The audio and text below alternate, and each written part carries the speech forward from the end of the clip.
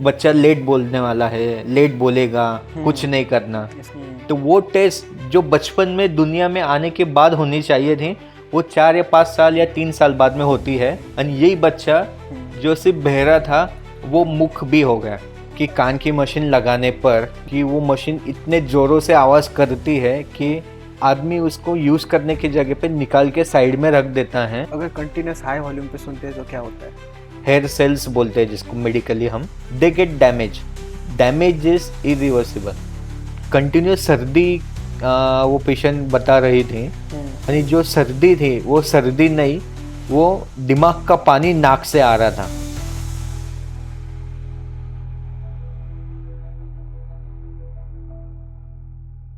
Hello, नमस्ते, नमस्कार।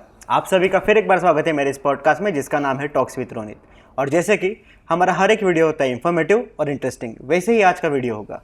सो let us welcome ENT surgeon doctor Aditya Jain. Sir, welcome to our podcast. Thank you Ronit बुलाने के लिए, and it's a pleasure to be on your show. And also I would like to say thank you to you for doing such podcast, because it answers all the question which are in the mind of common people whenever they come to any OPD, whatever the department may be. So the common question which have been asked in your podcast are very beneficial, important for the patient in our OPD as well. I would like to add something. I am not just an ENT surgeon. I also deal with cochlear implant as well as rhinoplasty surgeries, which is a further specialized domain in the field of ENT. क्या बोला sir आपने? Cochlear Cochlear implant cochlear implant. and rhinoplasty. Sir, cochlear implant क्या होता है? अपने कान में जो inner most part होता है हियरिंग का, उसे कॉकलिया बोलते हैं। But it's sad to say that many newborns who are born and they are congenitally deaf, जन्म से ही बहरे होते हैं। And in these people, in these children's, cochlear implant is the only surgery which can provide or give them the sense of sound. अच्छा, तो बड़े लोगों में तो हमें समझ जाता है कि अगर हम चेक कर सकते हैं, इधर आवाज़ आता है, इधर आवाज़ आता है, बट बच्चों में ये कैसे? इट इज़ बिन रिकमेंडेड कि कोई भी बच्चा जब दुनिया में आता है तो उसके सुनने की जांच होनी, it's compulsory. Unfortunately it's not been followed, but it is the rule and it is the only most important factor for early diagnosis, कि हमें पता चले कि ये बच्चा जन्म से बह रहा है। वरना अपन देखते हैं कि 2 साल हो जाते हैं, 3 साल हो जाते हैं, बच्चा बोलता ही नहीं है। बच्चा लेट बोलने वाला है, लेट बोलेगा, कुछ नहीं करना। इसके पापा ने भी लेट बोला था, इसके पापा ने भी लेट बोला था, मम्मी ने भी लेट बोला था। और फिर ऐसे में साल्स निकल जाते हैं बहुत, और बाद में पता चलता है कि इसने तो बोला ही नहीं, या बोला तो सिर्फ 1 या 2 वर्ड बोल पाता है, आगे कुछ बोल नहीं पाता है। और फिर जब वो हॉस्पिटल में जाते हैं तो वो टेस्ट जो बचपन में दुनिया में आने के बाद होनी चाहिए थी, वो 4 या 5 साल या 3 साल बाद में होती है। और तब पता चलता है कि बच्चा तो जन्म से बहरा है। यानी वो जो 3 साल 4 साल निकल चुके हैं वो वापस कभी आ नहीं सकते। हम जो सुनते हैं वही हम बोल पाते हैं। तो बाहर से आवाज गई नहीं तो वो बोल भी नहीं पाया। बच्चे के बोलने में कोई इश्यू था ही नहीं। नॉर्मली कान से आवाज जाती है ब्रेन के उस हिस्से में जो सुनने का काम करता है।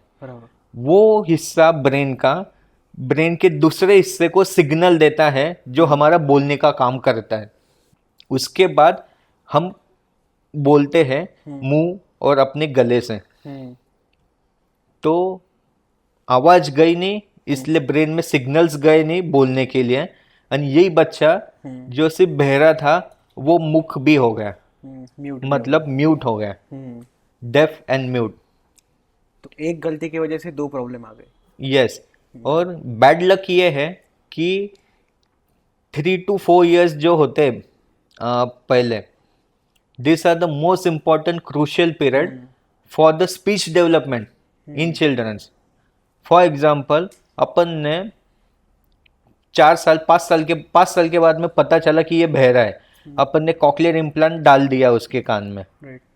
पर उसका जो बोलने का हिस्सा है उसकी मैक्सिमम डेवलपमेंट जो है वो 3 से 4 साल में हो जाती है, तो वो आवाज सुनेगा फिर भी वो बोल नहीं पाएगा. सो time is very important important. And hence जन्म में आने के बाद ही कान की सुनने की जांच होती है, जिसे हम बोलते हैं OAE, ऑटो एकॉस्टिक एमिशन. ये सिर्फ 2 से 5 सेकंड का टेस्ट होता है जो बच्चे का अपन करते हैं. एक मशीन होती है, वहां से सिग्नल जाते हैं बाहर से, यानी जो कॉकलियर नर्व अगर अच्छी रही तो वो जो वापस सिग्नल देते हैं, तो वो सिग्नल ये मशीन पकड़ती है और अपने को पता चलता है कि कॉकलियर नर्व नॉर्मल है. And we can be sure कि यस, चाइल्ड की ईयरिंग डेवलपमेंट जो हुई है माँ के पेट में, इट्स नॉर्मल. It's normal.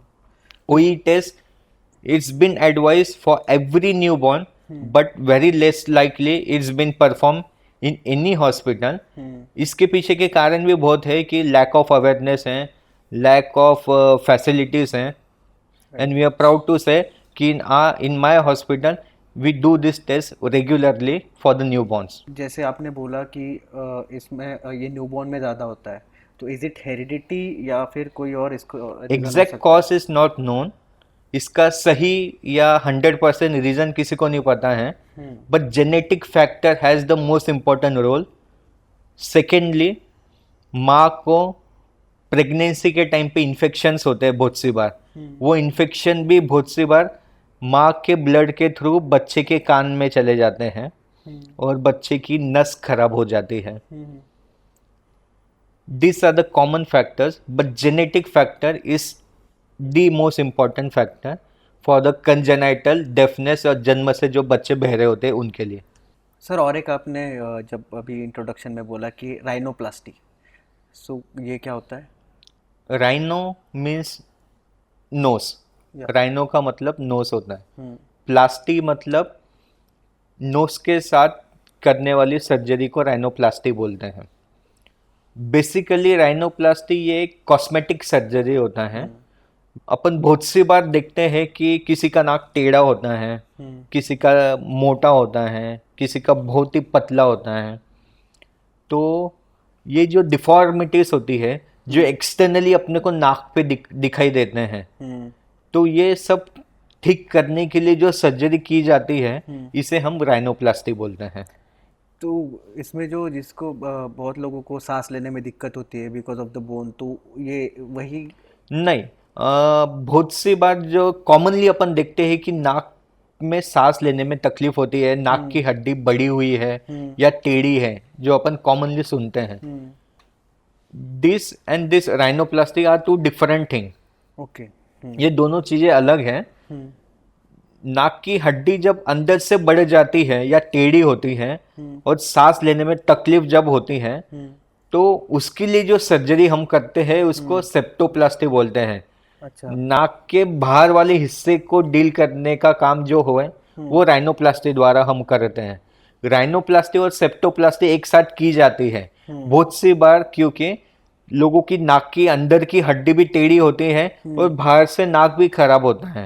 तो इन दोनों को एक ही सर्जरी में, जिसे हम सेप्टोराइनोप्लास्टी बोलते हैं, हम दोनों अंदर से भी और बाहर से भी नाक का जो भी प्रॉब्लम है वो सही करते हैं.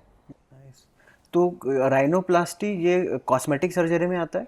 Rhinoplasty is a type of cosmetic surgery. Yes. हाँ. सो दैट एस्थेटिकली फेस ठीक करने के लिए. Yes, aesthetically we work on the nose and do the nose job.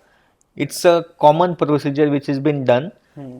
Many actors, actresses अपन देखते हैं कि उनके नाक पहले कुछ थे अभी कुछ है. हाँ, अभी This is पतले all because of rhinoplasty. But again, it's a very very fine and skillful work. Sir, एक मेरा ऐसे जस्ट क्वेश्चन है, it might be foolish. No, no, no question is foolish. तो ईएनटी सर्जन जैसे एक अगर heart का आप देखें तो एक सेपरेट डॉक्टर होता है, या फिर आंखों का देखें तो एक सेपरेट उसका एक स्पेशलिटी होता है, बट ईएनटी मतलब आपके कान या फिर नाक एंड योर थ्रोट, ये तीनों के डॉक्टर एक ही है. व्हाई? अगेन इसके पीछे एक लॉजिक है। भले ये सामने से अलग अलग दिखाई देते हैं, नाक कान गला एक दूसरे से दूर दिखाई देते हैं अपने को, but internally all this three are connected. They ultimately end up in one single passage. या नाक और कान दोनों में इतना इतना अंतर है, बट नाक के पीछे एक नली है जो गले में ओपन होती है, जो नाक और कान को ज्वाइन करती है। हेंस नाक कान गला कनेक्ट हो गए, जिसे हम स्टेशन ट्यूब बोलते हैं। Station tube. सर, ये स्टेशन ट्यूब का काम क्या होता है? इसका सबसे पहला काम यह है कि कान के पर्दे के पीछे का प्रेशर और आजू बाजू के एटमॉस्फेयर वातावरण का जो प्रेशर है ये इक्वल रखने का काम ये स्टेशन ट्यूब का होता है। जब भी ये प्रेशर बैलेंस नहीं हुआ तो कान अपने को बैठ गया, कान भरा भरा सा जो लगता है। हाँ, जैसे हाई एल्टीट्यूड पे जाने का या फिर प्लेन में जब जाते हैं यस, तब कान का हेवी थोड़ा हो जाता है या heavy हो कान जाता है। बैठ जाते हैं। ये वापस कि वहां पे प्रेशर बढ़ जाता है, बैलेंस नहीं हो पाता है, एंड अल्टीमेटली तुरंत अपने को फील होता है कि कान हेवी हो गए हैं या बंद पड़ गए हैं। सो यहाँ पे स्टेशन ट्यूब का इंपॉर्टेंट रोल आता है। अभी ये स्टेशन ट्यूब बैलेंस कैसे करेगी? तो क्या होता है, जब भी हम स्वॉलो यॉन जब भी करते हैं, अपन जब भी खाते हैं पीते हैं तो ये स्टेशन ट्यूब ओपन होती हैं। तो जब जब ये ओपन होंगी तो ये सबसे पहला काम ये करेगी कि कान के अंदर का प्रेशर और बाहर का प्रेशर इक्वल कर देगी। इसकी वजह से कान में ना जड़पना ना हल्कापन, कुछ भी नहीं, एकदम नॉर्मल जो अभी अपन फील कर रहे हैं अपना कान। राइट। ये है क्योंकि स्टेशन ट्यूब का काम चालू है। दूसरा काम, अपने कान के अंदर कंटिन्यूअस सिक्रीशंस बनते हैं। तो ये पानी अगर बनते ही रहा तो क्या होगा, कान का पर्दा फट के बाहर आ जाएगा। तो अगेन वापस स्टेशन ट्यूब से ये पानी निकल के अपने पेट में कब चले जाता है अपने को पता भी नहीं चलता है। ओके। सेकेंड मोस्ट इंपॉर्टेंट काम स्टेशन ट्यूब का, रिमूव द सिक्रीशन, कान के पीछे बनने वाले पानी को कंटिन्यूअस ड्रेन आउट करना और बैलेंस मेंटेन करना। और ये सब सही रहा तो कान सही रहेगा, और कान सही रहा तो अपना सुनना वगैरह सब सही रहेगा। और अगेन स्टेशन ट्यूब सही रहेगी जब उसका वेंटिलेशन या उसमें हवा अच्छे से आएगी, और उसके लिए उसमें हवा अच्छे से आने के लिए नाक का सही होना जरूरी है। ओके। हेंस नाक कान गला ये एक ही डोमेन है, और इसे we can not differentiate this three from each other.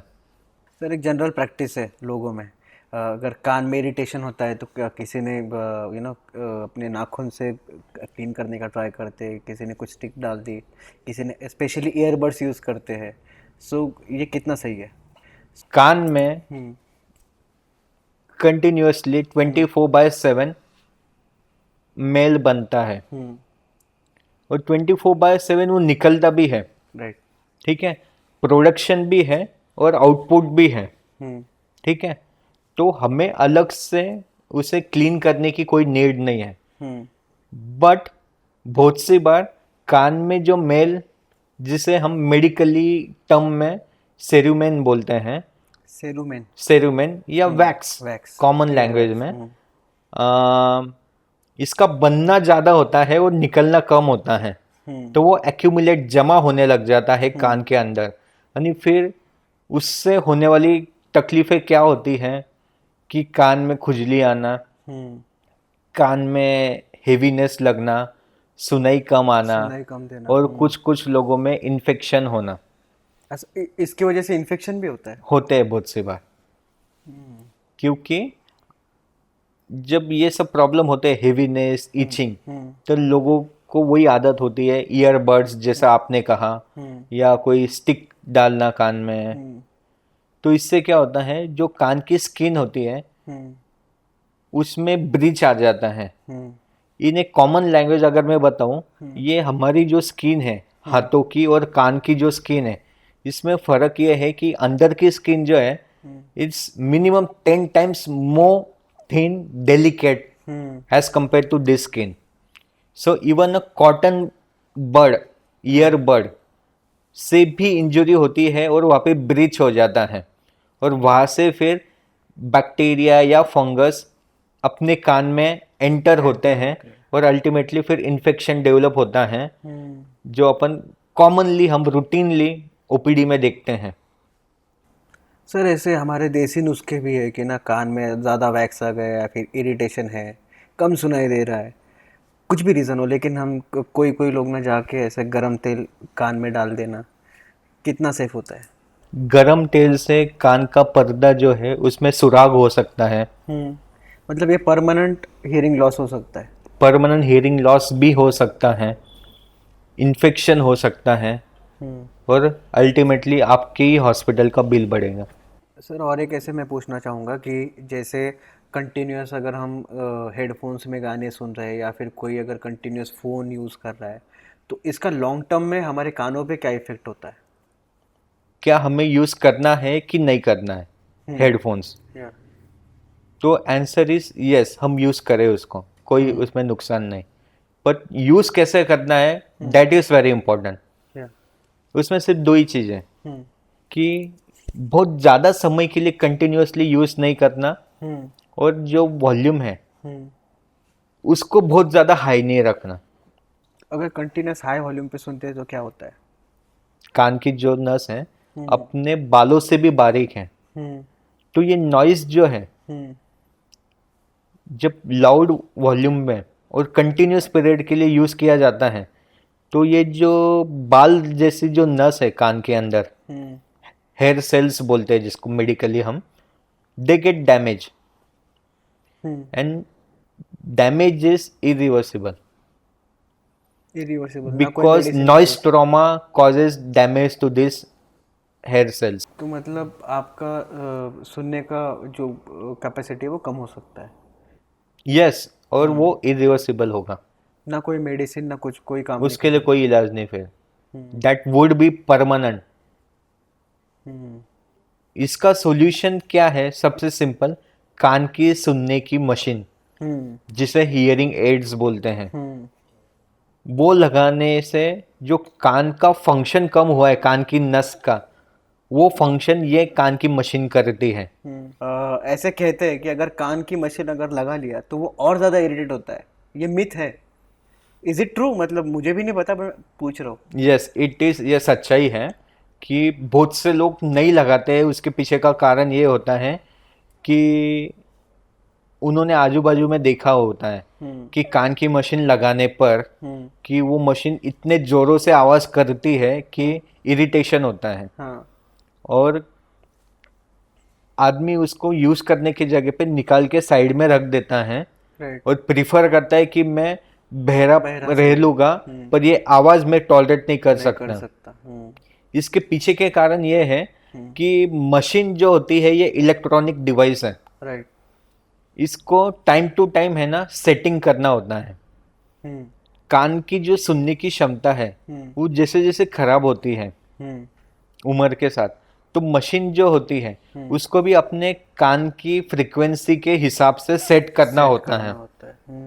अगर ये सेट नहीं हुआ तो जो आपने कहा कि जोरों से आवाज आता है मशीन का और इरिटेशन होता है, तो ये कॉमनली फेस करते हैं।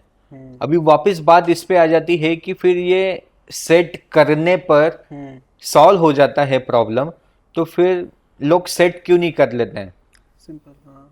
तो अगेन इसके पीछे जो लोग बहुत सी बार गलती करते हैं वो ये है कि कोई मशीन ऑनलाइन मंगा लेता है क्योंकि कुछ सस्ते दामों पे मिल जाती है, या कोई ऐसे जगह से लाता है कि वो उनके घर से इतने दूर होती है कि जब मशीन को सेट करने की नौबत आती है 3-4 महीने में, एक तो वो जिसने मशीन बेचा है वो आता नहीं है या मशीन लेने वाला उनके पास पहुंच नहीं पाता है, और अल्टीमेटली वो मशीन इतना तकलीफ देती है कि पेशेंट उसको निकाल के रख देता है। तो इसको कंटिन्यूसली आपको ये करना पड़ता है? रेयरली 6-7 महीनों में। 6-7 महीनों। It's not a big deal, कोई बहुत बड़ी बात नहीं है, पर मशीन लेने के बाद में ये जो उसको सेट करने का जो सर्विस होता है वो तभी मिलेगा जब आपने एक ऑथेंटिक पर्सन से मशीन खरीदा है और खरीदने के बाद में वो आपको सर्विस देने के लिए आपके नज़दीक है।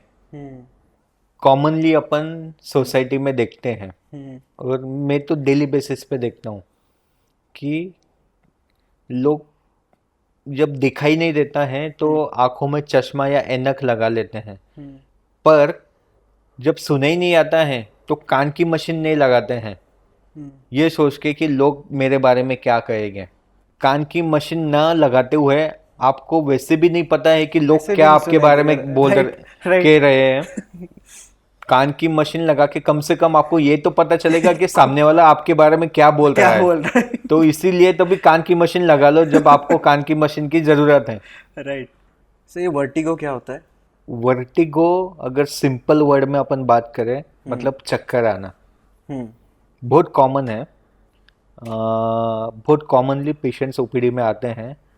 वर्टिगो, कोई गिडीनेस बोलता है, कोई चक्कर बोलता है। मोस्ट कॉमनली ईयर एक पैथोलॉजी होता है, कान की वजह से चक्कर आते हैं। सेकेंड, आँखों के वजह से भी चक्कर आते हैं। थर्ड, ब्रेन में कोई गड़बड़ है तभी भी चक्कर आते हैं। फोर्थ, अपने गर्दन में भी कोई इशू है, स्पॉन्डिलाइसिस वगैरह अपन सुनते हैं, तभी भी चक्कर आते हैं। बहुत सारे केसेस में कान के वजह से चक्कर आते हैं। टिपिकली पेशेंट ऐसे सोता है, करवट बदलता है और जोर से सब घूमने लग जाता है और नौशिया, उल्टी जैसी फीलिंग आती है और 2 से 5 सेकंड के अंदर ये चक्कर बंद हो जाते हैं उठ के बैठने पर। अभी आप पूछेंगे कि ये कान में ऐसा क्या हुआ कि चक्कर आते हैं, तो कान के अंदर जो अंदर वाला हिस्सा है कान का, उसके 2 काम है, एक सुनने का और एक बैलेंस मेंटेन करने का। अब ये बैलेंस मेंटेन कैसे होता है? 3 नलियां होती है कान के पीछे। वो नली का काम यह है कि अपने को चक्कर ना हो और स्टेबल रखें। तो ये नली में बहुत सी बार है ना कैल्शियम के पत्थर बन जाते हैं। तो ये जो कैल्शियम के पत्थर है बनने के बाद में ये नलियों में जब हलचल करते हैं तो अपने को चक्कर आते हैं। ओके। और ये बहुत कॉमन है और इसमें कोई चिंता करने की बात नहीं है। ये पत्थर हम क्या करते हैं, कुछ मैन्योर्स होते हैं, एक्सरसाइज होते हैं जो ओपीडी में ही हम करते हैं और विदाउट एनी मेडिकेशन ये कैल्शियम के जो पत्थर हैं इनको सेट कर देते हैं जिससे चक्कर on the spot without any medicine बंद हो जाते हैं। सर और ऑल्सो हेडेक वाले भी पेशेंट आपके पास रेफर होते हैं? सिलेक्टेड जो कॉमन कॉजेस हैं उसमें होता है हाई बीपी, शुगर कम हो जाना, चश्मे का नंबर लगना, और ये सब चीज़ें अगर सही है तो फिर नाक कान गले में कोई इशू है तब हेडेक होता है। उसमें भी स्पेसिफिकली नाक और कान। बहुत सी बार नाक में साइनस में इन्फेक्शन हो जाता है जिसे हम साइनस का प्रॉब्लम या साइनोसाइटिस बोलते हैं। जब भी साइनस में इन्फेक्शन होता है तब हेडेक होता है। बहुत सी बार नाक की हड्डी बढ़ जाती है जिसे मेडिकल टर्म में हम स्पर बोलते हैं। स्पर। उसके वजह से भी हेडेक होता है। इसके लिए बेसिक रेमेडी आप क्या सजेस्ट करोगे? ये साइनस का जो हम प्रॉब्लम हमेशा बात करते हैं जिसके बारे में, इसमें एलर्जी का बहुत बड़ा रोल होता है। एलर्जी की वजह से इन्फेक्शन की वजह से पेन, ये सब चीज़ें होती हैं। तो एलर्जी ही अगर कंट्रोल में किया तो अगली सब चीज़ें स्टॉप हो जाती हैं। अभी एलर्जी को अभी आपने पूछा कि होम रेमेडीज क्या है, तो परमानेंट क्योर नहीं है, बट जो होम रेमेडीज अपन ले सकते हैं उसमें सबसे पहली चीज़ है कि ठंडी चीज़ों को अवॉइड करें। एसी, पंखा, कूलर, इसकी हवा अपने चेहरे पे ज़्यादा डायरेक्ट ना आए। उसमें सो सकते हैं पर उसका फ्लो अपने चेहरे पे ना रहे। कोई भी form of exercise, cardiopulmonary exercise जिसमें सांस फूले, तो ये क्या करता है, नेचुरली अपनी एलर्जी को सबसाइड करना है। ओके। हेडेक से अच्छा एग्जांपल मैं आपको बताता हूँ। 10 days बैक ही एक रेयर सर्जरी मैंने परफॉर्म किया था, जिसे बोलते हैं CSF लीक रिपेयर। उसका हेडेक से क्या रिलेशन है मैं बताता हूँ आपको।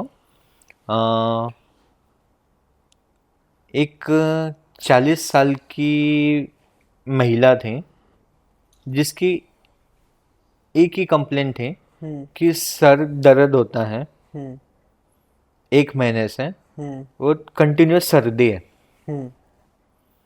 तो जब मैंने वो पेशेंट को एग्जामिन किया, तो जो कंटिन्यूस सर्दी वो पेशेंट बता रही थी, वो सर्दी नहीं थी। नाक और दिमाग के बीच में की जो हड्डी होती है, उसमें एक छेद हो गया था। यानी जो सर्दी थी वो सर्दी नहीं, वो दिमाग का पानी नाक से आ रहा था। शिट। यस, जिसे हम CSF सेरेब्रोस्पाइनल फ्लूइड बोलते हैं।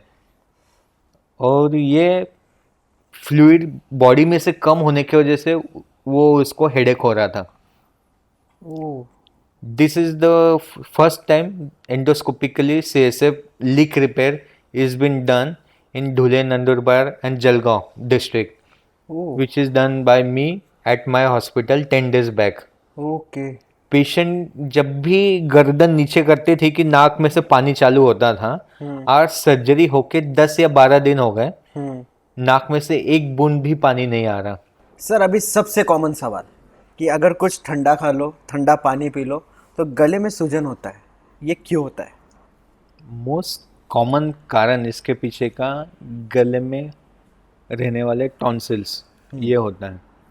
क्योंकि जब भी ठंडा, बहुत से लोगों में मीठा या तला हुआ जब खाते हैं और जिनको टॉन्सिल की शिकायत होती है, तो वो टॉन्सिल फूल जाते हैं या सूज जाते हैं और फिर गले में पेन, बुखार, कुछ भी खाने के टाइम पे निगलने में पेन, ये कॉमनली प्रॉब्लम लोग फेस करते हैं, जो बच्चों में ज़्यादा दिखाई देता है, जो अपन बोलते हैं टॉन्सिल बढ़ गए। यस। तो इससे छुटकारा कैसे पाते हैं? इसमें 2 लाइन ऑफ मैनेजमेंट, 2 तरीकों से अपन इसको हल करते हैं। पहला कि ये शिकायत जो होती है कुछ भी खाने पीने पे गला खराब होना या टॉन्सिल का सूज जाना, ये कितने फ्रिक्वेंटली होता है। अगर बार बार होता है या इतना ज़्यादा होता है कि बच्चों को स्कूल से छुट्टी लेनी पड़ती है या बार बार हॉस्पिटल के चक्कर लगवाने पड़ते हैं बुखार के लिए, गले के दर्द के लिए, तो हम इसे निकाल लेते हैं। और फ्रीक्वेंसी अगर 6-7 महीनों में एक आध बार होता है, तो इसके लिए हम जब भी खराब होता है तो दवाई ले लेते हैं और वो ठीक हो जाता है। बट ये टॉन्सिल्स का काम होता क्या एग्जैक्टली? नॉर्मली टॉन्सिल अपने बॉडी में डिफेंस का काम करते हैं, अपनी इम्यूनिटी का काम होता है। यस। कि जो टॉन्सिल्स हैं उसका अपने बॉडी में एक 4 या 5 साल तक रोल होता है अपनी इम्यूनिटी में। अगर अपनी पूरी बॉडी की इम्यूनिटी 100% है, तो 4 और 5 साल की उम्र में 2 से 3%, 2 या 3% जो इम्यूनिटी ये टॉन्सिल से मिलते हैं, इतनी कम। और 4 या 5 साल के बाद में वो भी नहीं होता है, तो एक वेस्टिजियल या एक्सेसरीज हो जाती है अपने बॉडी के, वेस्टिजियल ऑर्गन बोलते हैं जिसे हम, और वो अपने आप कम होने लग जाते हैं, जैसे अपन सब में हुए। बट उम्र होने के बाद में भी 5 या 6 साल होने के बाद में भी ये टॉन्सिल कम नहीं हुए और उल्टे अपने को तकलीफ दे रहे हैं, जैसे अपन ने बात किया, तो फिर अपन उसको निकालते हैं। सर मेरे पास जितनी क्वेरीज थी, क्वेश्चंस थे, मैंने आपको सब पूछे, आपने बहुत ही अच्छे तरह से जवाब दिया। आई होप लोगों के भी अगर कुछ डाउट्स हो वो क्लियर हो जाए और ये वीडियो सब लोगों तक जाए।